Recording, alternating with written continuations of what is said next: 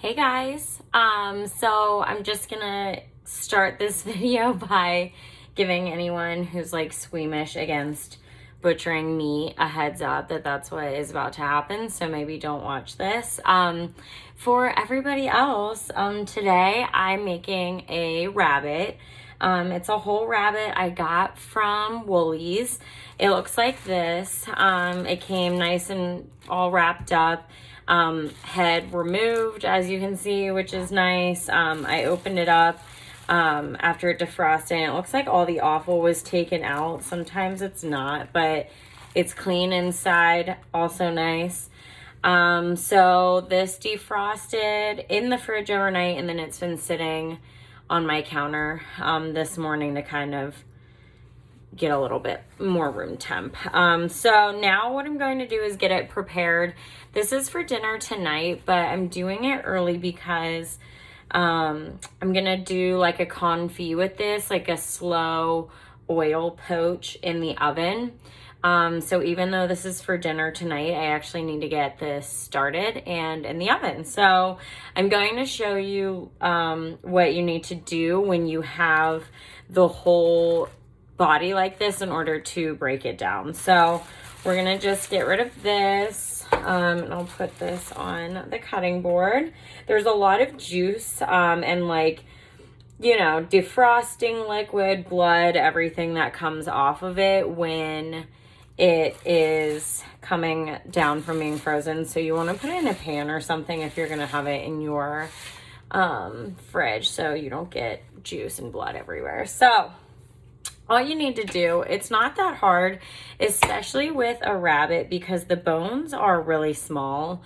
And this is actually kind of a small rabbit too. It's just two of us eating, so it's gonna be fine. But even though it's a whole rabbit, it's really not gonna end up being like a ton of meat. So it shouldn't be too difficult. What you're gonna do, like we'll start with the front legs. You can just like move them out and you'll feel the joint. I don't know if you could hear it just pop. So you'll feel like where that joint is and where the bone is.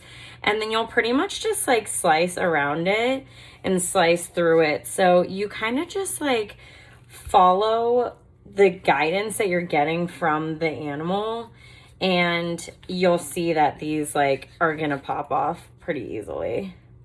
Yeah, like there's a little bone there, so we'll just cut down, and there's that one. So that was not that difficult at all, and this is honestly so little. It's like smaller than I even thought it was, but it's okay. It's gonna be delicious. So we're just gonna do the same thing with the other side now. So we will just feel the arm. Okay, and there's the joint. So now we'll just get in here, kind of slice around it. You can kind of like feel your way through it too. I mean, you just, like that, for example, that joint, there it is. It's a little lower than I thought. So when you like are moving the piece of meat around, you might have to mess around with it for a little bit, but you'll just feel like where it starts to give way, and it'll like reveal itself too. It's not difficult at all. So now we're gonna do the bottom leg. So I'm just gonna really like flatten this out, and I'm gonna not say anything for a second so you can probably hear, but you'll just kind of pop the joints as the same like as we did up top down here too. So if you hear that, it's like, honestly, if I wanted to be a savage, I could probably just like rip this anyway. That's how easy it is, but we're not gonna do that. But it's really simple. So then I think this other side's good. So now that lays flat, what I did, like if you can tell, there's a line right here where you can feel there's not bone or like hard joint or anything. That's exactly where we're gonna go. And that literally just came right off. And that's like a nice big meaty piece. So that's going to be really good. So same deal over here. Let me turn it this way. So this guy, it's right there. So we'll just also go in here and just work our way through. Actually, there's bone there. Let me see. Here, we'll go there. Okay. There. So like I said, like that one I had to do a little more maneuvering, but because this bone stuck out further than I thought it did. But there's the meat, came off fine. So now we're gonna get to like the midsection. So this part of it right here is all good meat. This like tail end and the neck area we're not doing anything with. I mean, not for this. I will keep this whole body cavity where the ribs are and this chunk and freeze them. As you guys are probably aware if you follow me, I am a big fan of steak on the bone, like a porterhouse or a T-bone. And so I keep those bones after I eat the steak and put them in a bag in the freezer. So I'll keep these bones and the meat as well, and it'll all go into a stock pot for bone broth. So nothing getting wasted, even if I'm not using it today. So what we'll do first is these belly flaps right here. I'm just gonna cut them off. They're a little more tough. It's still good meat, but like it's slightly tougher than the like legs or the more substantial parts of the rabbit. So we'll keep that. And I'm actually going to fry this and do kind of like a play on a chicharron and make it crispy. So we're using those, but for now I'm just going to like remove them. So you'll cut your belly flap off. So let me get this side. And there's that other belly flap. So that gets saved. So now what we're going to do, I'm just making sure there's actually no organs. If you did have organs left, it'd probably be liver and kidneys in here, which would honestly have been nice. I would not have been mad if they left them, but you'll see them all in the cavity and just pull them right out if you ever get a rabbit and it's left. So now what we're going to do is get rid of these kind of like rougher ends. And like right here, there's a spot where I'm just gonna kind of like hack this through. It's gonna sound a little gross, but it's fine.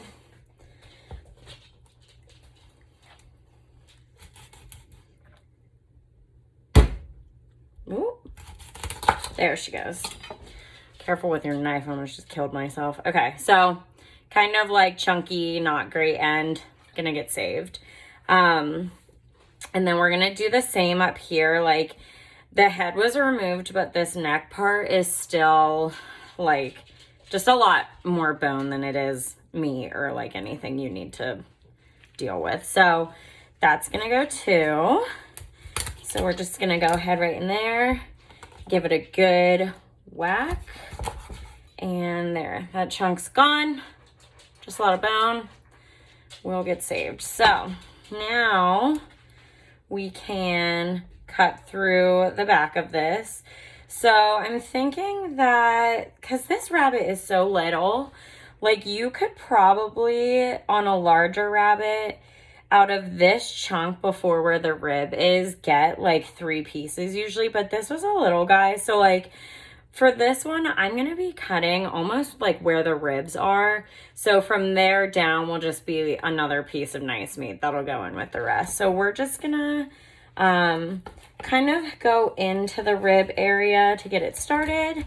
And then again, smash through. And now you've got the full cavity here. And it's going for stock. So we'll put that aside. And then I'm just gonna like clean this piece of meat up a little bit. Like there's some rib in this, so I'll just cut these little sides off pretty much. But that's another great piece of meat. So yeah, we'll get rid of this right here. Goes for stock. And get rid of this guy right here for stock. So yeah, maybe I'll cut this actually in half. That's what I'll do. So we got 2 pieces out of that. Instead of like 3. So that's how you can kind of tell too if it's a little guy or not. Usually you'd probably get 3, but so that's what we end up with. So we have our 2 like center body pieces here. These are the hind legs. front legs and the belly flaps that will get crispy. And then we have the pile of bones and carcass for bone broth. So it's not hard. Anyone can butcher a piece of meat if they want to. It's a little, I don't know, not for someone who's kind of squeamish, I guess, but at least this way you use more of the animal than might be used otherwise. If you bought, you know, legs or something, you don't know what's happening with the rest of the body. So it's just nice to do it this way. But yeah, so I'm going to get this prepped. These pieces are going to go in oil and go into the oven, probably at like 225. So really, really low temp, because they will poach in extra virgin olive oil for probably about 3 hours. And then there's going to be a lot more going on. But yeah, after 3 hours, I'll touch base and let you guys know how everything's coming along. But thanks for watching. I hope that was helpful or helped you learn something maybe, and you give it a try.